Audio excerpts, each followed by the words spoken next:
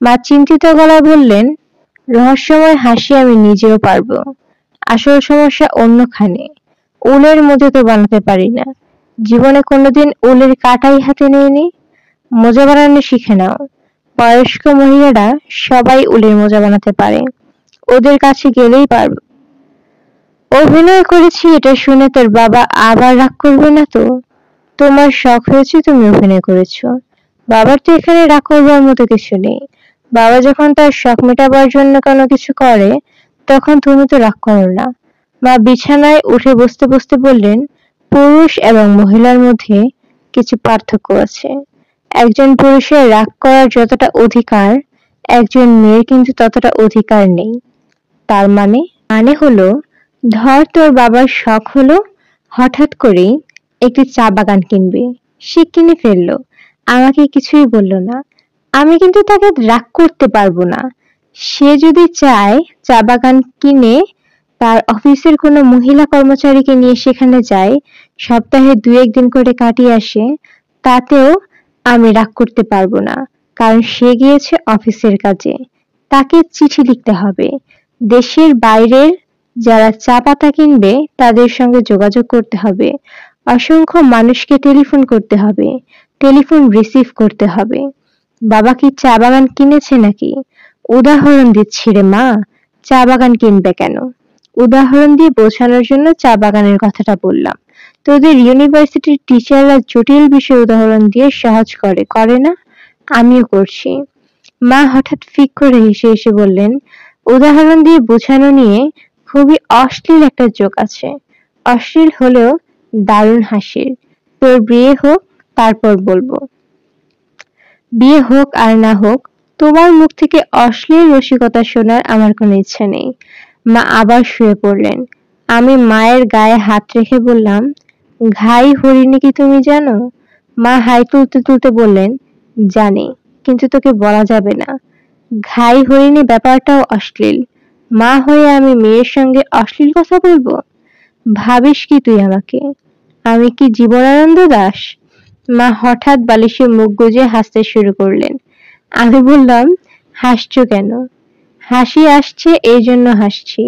কেন হাসি আসছে জানতে পারি?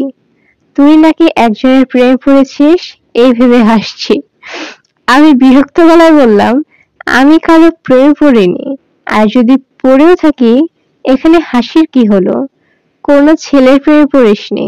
আমাকে যে বললো তোদের একজন টিচারের সঙ্গে তোর প্রেম হয়েছে, তাকে সবাই গরু স্যার ডাকে। হাসি থামাও তো মা, এইসব কে বলেছে? ওই দিন ফরিদার বাসায় গিয়েছিলাম, সে বলল। আমি চুপ করে গেলাম। মার অনেক বিচিত্র স্বভাবের একটি হলো, আমার সব বান্ধবীর সঙ্গে তার খুব ভালো যোগাযোগ। তিনি নিয়মিত তাদের বাসায় যাবেন, সমবয়সীদের মতো হইচই করবেন এবং ব্যাপারটা আমার কাছ থেকে গোপন রাখবেন। মা হাসি থামিয়ে গম্ভীর গলায় বললেন, মৃন্ময়ী, তুই তোর গরু স্যারকে একদিন বাসায় নিয়ে আসিস তো। আমি লন থেকে কাঁচা ঘাস কেটে রাখবো। হি হি হি। মা পাগলের মতো হাসছেন। আমি তার দিকে তাকিয়ে আছি। আমার কাছে কেন জানি মনে হচ্ছে মা মানসিকভাবে পুরোপুরি সুস্থ না। মৃন্ময়ী, বলো। আমার কাছে মনে হচ্ছে তোর বিয়ে হবে আজহার সাহেবের ছেলের সঙ্গে। আমার সিক্স সেন্স তাই বলছে। বিয়েটা যেহেতু তুই ঠিক হয়ে আছে, কাজেই গরু স্যারের সঙ্গে প্রেমটা না হলেই ভালো হয়। টিচার মানুষ হাফ সোল খাবে, কাজটা ঠিক হবে না। মা চুপ করো তো। এই রসিকতা মা প্রায় করে। আজহার ছেলেকে নিয়ে রসিকতা। ছেলেটা জ্বর ভরতের মতো।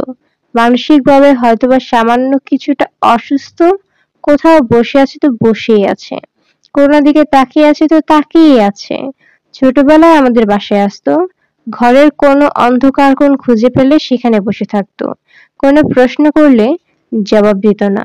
শুধু যদি মা বলতেন, এই শোনো, মৃন্ময়কে বিয়ে করবি? সে সঙ্গে সঙ্গে মাথা নেড়ে নরম গলায় বলতো, করব। মা হেসে ভেঙে পড়তেন। রাগে আমার গা জ্বলে যেত। এখনো রাগ লাগছে। মানুষের অসুস্থতা নিয়ে রসিকতা করার কোনো মানে হয় না।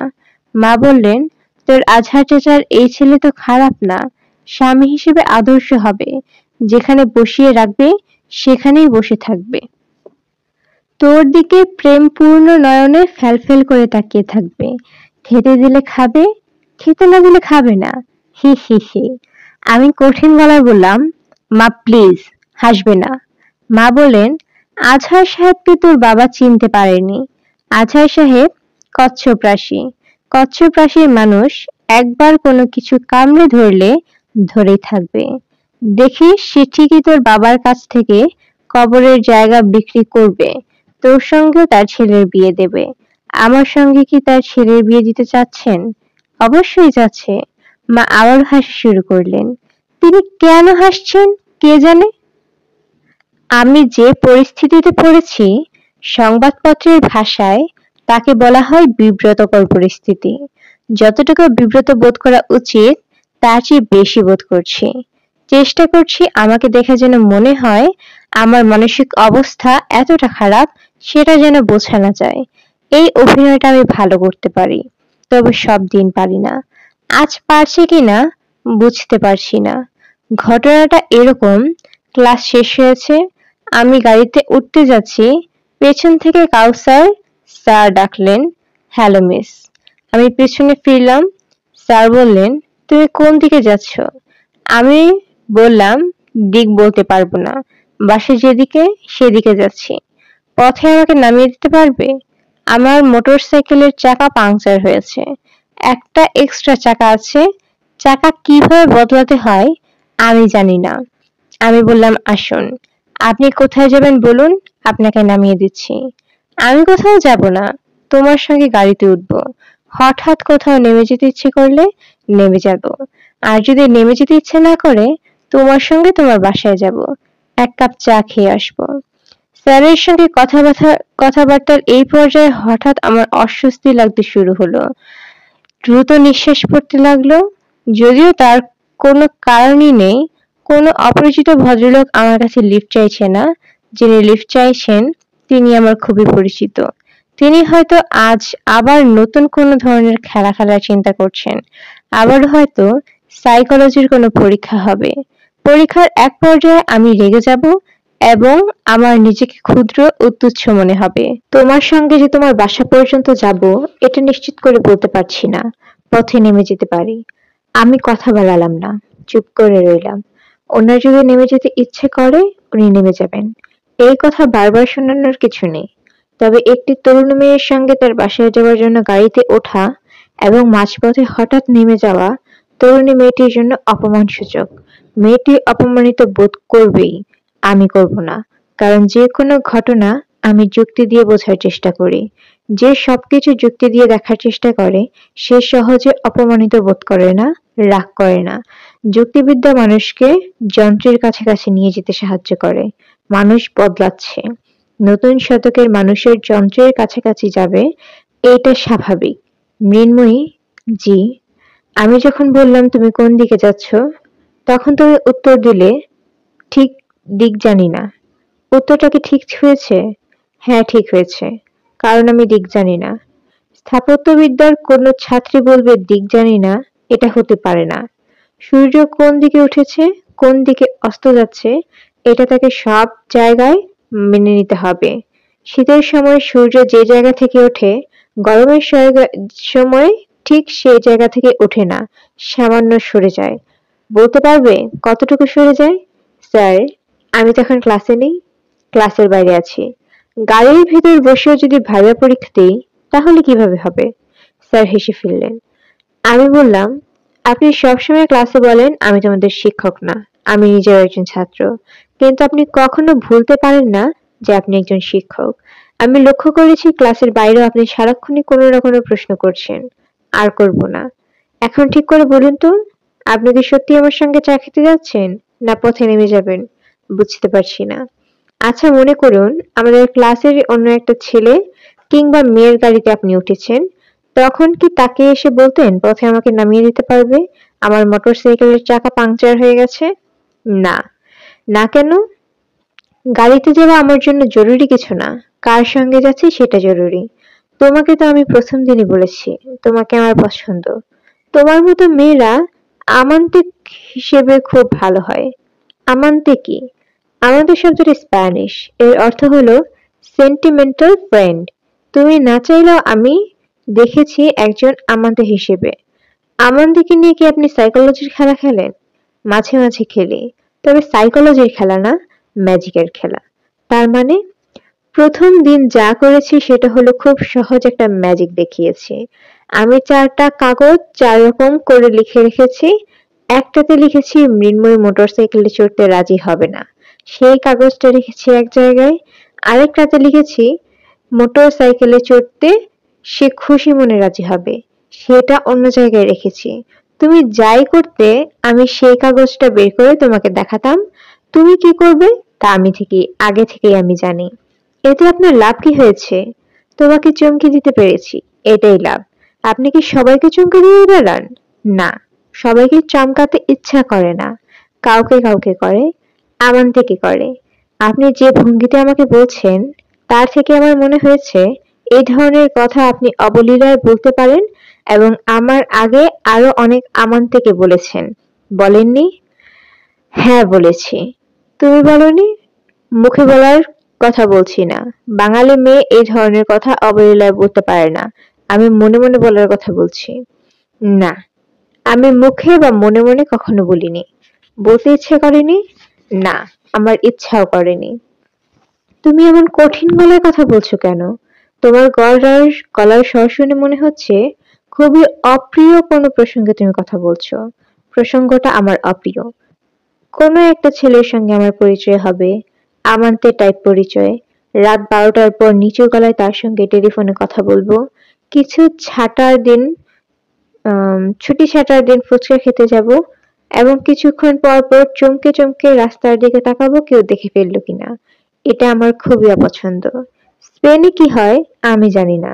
ওই দেশে কখনো যাইনি, তবে আমাদের দেশে প্রেমের ব্যাপারে কিছু সেট রুলস আছে। জানতে চান? হ্যাঁ জানতে চাই। প্রেমে পড়লে ছেলেমেয়ে ফুচকা খেতে হবে। কারণটা কি? ফুচকা বিক্রি হয় পার্কে এবং মেয়েরা খেতে পছন্দ করে। দামে সস্তা বললে ছেলেদের জন্য খুব সুবিধা হয়। স্যার হাসতে হাসতে বললেন, তোমার কথা শুনে মজা পাচ্ছি এবং আশ্চর্যের ব্যাপার হচ্ছে আমার ফুচকা খেতে ইচ্ছা করছে। কোনো একটা পার্কে আমাকে নিয়ে চলো তো, ফুচকা খাবো। আজ আর তোমাদের বাসায় যাব না। ফুচকা খেয়ে বিদায়। আপনি সত্যি ফুচকা খাবেন? হ্যাঁ খাবো। প্রেমে পড়ার যেসব রুলস এদেশে আছে তার প্রতিটি আমি মানতে চাই। টেলিফোন কখন করতে হয় বলো তো? রাত ১২টার পর। স্যার ঠাট্টা করবেন না। আমি ঠাট্টা করছি না, আমি সিরিয়াস। আমরা কি ফুচকার দোকানের দিকে যাচ্ছি? হ্যাঁ। ফুচকা খেতে খেতে তোমাকে একটা ইন্টারেস্টিং কথা বলবো। এখনই বলুন। সব জায়গায় সব কথা বলা যায় না। জনসভায় যে কথা বলা যায়, সব শোবার ঘরে সে কথা বলা যায় না। চলন্ত গাড়িতে যে কথা বলা যায়, সেই কথা বটগাছের নিচে বসে বলা যায় না। কথা হলো পেইন্টিং এর মতো। জয়নাল আবেদিনের দুর্ভিক্ষের ছবি তুমি তোমার ডাইনিং রুমে টানাতে পারো না। আমি বোধহয় আবার টিচার হয়ে যাচ্ছি। হ্যাঁ যাচ্ছেন। সরি। চুপ করলাম। ফুচকা মুখে দেওয়া না পর্যন্ত আর কথা বলবো না। আমরা ফুচকা খেতে এসেছি শেরে বাংলা নগরে। কৃষ্ণচূড়া গাছের নিচে সারি সারি ফুচকার দোকান। স্যার মুগ্ধ গলায় বললেন, বাহ, মৃন্ময়ী তাকিয়ে দেখো, এক সারি কৃষ্ণচূড়া গাছ জায়গাটা কেমন বদলে দিয়েছে। কৃষ্ণচূড়া গাছের বদলে যদি জারুল গাছ হতো তাহলে কি হতো? গাছ ভর্তি নীল ফুল, ব্যাকগ্রাউন্ডে নীল আকাশ। লেকের পানিতেও নীল আকাশের ছায়া। একটা ড্রিম ড্রিম ব্যাপার হতো। হতো কিনা বলো? হয়তো হতো। সোনালু বলে একটি গাছ আছে যার ফুলগুলো ছোট ছোট। ফুলের রং গাঢ় সোনালী। কৃষ্ণচূড়া গাছের বদলে সোনালু গাছ হলে কেমন হতো? জানি না কেমন হতো। চিন্তা করো, চিন্তা করে বলো। একটা জিনিস মাথায় রেখে চিন্তা করবে। সোনালীর রং বলে কিন্তু কিছু নেই। পৃথিবীতে ৭টা রং নিয়ে খেলা করে। রামধনুর ৭ রং। কারণ আমাদের চোখ এই ৭টা রঙই দেখতে পায়। পৃথিবীতে কিন্তু আরো অনেক রং আছে। আমরা সেই সব রং দেখতেই পাই না। কারণ আমাদের চোখ সেই সব রং দেখার জন্য তৈরি না। ৭টা রং দেখার জন্য আমাদের চোখ তৈরি হয়েছে বলেই আমরা ৭টা রং দেখছি। নিন ফুচকা খান। খেতে খেতে ইন্টারেস্টিং কি কথা বলবেন বলুন। নাকি রং বিষয়ক এগুলি সেই ইন্টারেস্টিং কথা? রঙের কথাগুলো কি তোমার কাছে ইন্টারেস্টিং মনে হচ্ছে না? না ইন্টারেস্টিং লাগছে না। বুকিশ কথা বলে মনে হচ্ছে। মনে হচ্ছে আপনি বই পড়ে থিওরি মুখস্থ করে এসে থিওরি কপচাচ্ছেন। সরি, সরি হবার কিছু নেই। আপনি কন্ডিশন হয়ে গেছেন। থিওরি কপচাতে কপচাতে থিওরি কপচানো আপনার স্বভাবে দাঁড়িয়ে গেছে। আপনি নিজে সেটা বুঝতে পারছেন না। আপনি কি ইন্টারেস্টিং এ কথাটা এখন বলবেন? হ্যাঁ বলবো। আমি লক্ষ্য করেছি মোটরসাইকেলে করে একটা ছেলে প্রায় ইউনিভার্সিটিতে আসে, তোমাকে লক্ষ্য করে, তারপর ছুটে যায়। মাঝে মাঝে তোমার গাড়ির পেছনে পেছনে যায়। একদিন সে আমাকে ফলো করেছে। ছেলেটাকে জানি না তোকে। একটা ছেলে দিনের পর দিন তোমাকে ফলো করছে, তারপরে ব্যাপারটা তোমার চোখে পড়লো না? না, চোখে পড়েনি। ছেলেটার সঙ্গে আলাপ করতে চাও? অবশ্যই চাই। সে মোটরসাইকেল নিয়ে এখানে আমাদের পেছনে পেছনে এসেছে। এই মুহূর্তে সে আছে তোমার প্রায় 20 গজের পেছনে কৃষ্ণচূড়ার ডালের আড়ালে। তার গায়ে বিস্কিট কালারের শার্ট। ছেলেটা সানগ্লাস পরে আছে। তার চুল কোঁকড়ানো। আশ্চর্য কথা তো! এই আশ্চর্য কথা বলার জন্যই আমি ইচ্ছে করে তোমার গাড়িতে এসেছি। ফুচকা খাওয়া বা তোমাদের বাড়িতে যাওয়া আমার মূল উদ্দেশ্য না। এই কথাগুলি বলেছি তোমাকে চমকে দেওয়ার জন্য। বুঝতে পারছি কিছু কিছু মানুষকে আপনি চমকে দিতে পছন্দ করেন। তুমি কি ছেলেটার সঙ্গে কথা বলবে? না, আমি বলবো। না, আমিই বলবো। ফুচকা জিনিসটা তো আমার খেতে খুবই ভালো লাগছে। আমি বরং এক এক কাজ করি, আরো হাফ প্লেট ফুচকা খাই। এই ফাঁকে তুমি কথা বলে এসো, আমি অপেক্ষা করছি। রাতের অস্পষ্ট আলোয় দেখা মানুষকে দিনে ঝলমলে রোদে দেখলে সম্পূর্ণ অন্যরকম লাগে। রাতে যাকে রহস্যময় মনে হয়, দিনে সেই সাদামাটা একজন হয়ে যায়। ভাইয়ার যে বন্ধু চোখে সানগ্লাস পরে আমার সামনে দাঁড়িয়ে আছে, তাকে বোকা বোকা দেখাচ্ছে। মনে হচ্ছে সে আমাকে দেখেও ভয় পাচ্ছে। তার ভয় পাওয়া উচিত না। ভয় পাওয়া উচিত আমার। এই ছেলেটা ভয়ঙ্কর মানুষদের একজন। সে এখন নিজেই ভয় পাচ্ছে, অথচ এ মানুষটাই যখন ছাদে ভাত খাচ্ছিল, তখন মোটেও ভয় পাচ্ছিল না। তাকে বোকা বোকাও লাগছিল না। চেহারাও রাতে অনেক সুন্দর দেখাচ্ছিল। ভীত মানুষের চেহারা হয়তো খারাপ হয়ে যায়। আমি তার দিকে তাকিয়ে বললাম, আপনি এখানে কি করছেন? কিছু করছি না। আপনি কি প্রায় আমাকে ফলো করেন? সানগ্লাস পরা মানুষটা এই প্রশ্নে মনে হয় খুবই বিব্রত হয়েছে। মুখ ফ্যাকাশে হয়ে গেছে। সে এখন কৃষ্ণচূড়া গাছের সৌন্দর্য দেখায় ব্যস্ত। কেন এই কাজটা করছেন? আমাকে কিছু বলতে চান? না। কিছু বলতে চাইলে বলতে পারেন। কিছু বলতে চাই না। আমাকে ফলো করবেন না, প্লিজ। লাল শার্ট পরা ওই লোকটাকে। লাল শার্ট পরা ওই লোকটাকে তা দিয়ে আপনার কোনো প্রয়োজন নাই। প্রয়োজন আছে? না। তাহলে চলে যান। আচ্ছা। আচ্ছা বলে দাঁড়িয়ে থাকবেন না। মোটরসাইকেলে উঠে স্টার্ট দিন, প্লিজ। মোটরসাইকেল চলে না যাওয়া পর্যন্ত আমি দাঁড়িয়ে রইলাম। স্যার আমার জন্য অপেক্ষা করছেন। তার কাছে যেতে ইচ্ছে করছে না। হঠাৎ খানিকটা বিষণ্ণ বোধ করছি। কেন করছি তাও বুঝতে পারছি না। রাস্তার ওপাশে আমার গাড়ি। ড্রাইভার গাড়ির কাঁচ নামিয়ে কৌতূহলী চোখে আমাকে দেখছে। একটা কাজ করলে কেমন হয়? স্যারকে কিছু না বলে রাস্তা পার হয়ে গাড়িতে উঠে বসলে হয় না? তিনি খুবই অবাক হবেন। অপমানিত বোধ করার কথা, তাতে সমস্যা কিছু নেই। আমি ক্লান্ত ভঙ্গিতে রাস্তা পার হলাম। স্যার কি করছেন বুঝতে পারছি না। তিনি নিশ্চয়ই ফুচকার প্লেট ফেলে দৌড়ে আমার দিকে আসছেন না। ঘটনাটা হজম করছেন। স্যারের মতো মানুষকে অনেক কিছুই হজম করতে হয়। গাড়িতে উঠে ড্রাইভারকে গাড়ি চালাতে বললাম, স্যার কি করছেন দেখতে ইচ্ছে করছে। সেটা সম্ভব না। ভদ্রলোক এখন কি করবেন? প্রথমে ছোট্ট একটা বিপদে পড়বেন। ফুচকার দাম দিতে পারবেন না। ফুচকার প্লেট হাতে নিয়ে তিনি বলছেন, মৃন্ময়ী একটা ভুল হয়ে গেছে। মানি ব্যাগ আনিনি। তোমার সঙ্গে টাকা আছে? ফুচকার দাম দেওয়ার মতো টাকা আমার সঙ্গে নেই। এটা কোনো বুদ্ধিমান মানুষের জন্য বড় সমস্যা না। এই সমস্যার সমাধান বার করা যাবে। তিনি সুন্দর করে একটা সমাধান করে ফেলবেন। তারপর কি হবে? তিনি চিন্তিত হয়ে বাসায় ফিরবেন। আমার সঙ্গে যোগাযোগ করতে চাইবেন, কিন্তু করতে পারবেন না।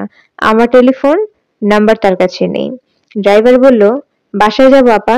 আমি বললাম, না। কোন দিকে যাব? আপনার ইচ্ছে মতো যেকোনো জায়গায় ঘোরাঘুরি করতে থাকুন। ৮ ঘন্টা এরকম ঘুরবেন, তারপর বাসায় যাবেন।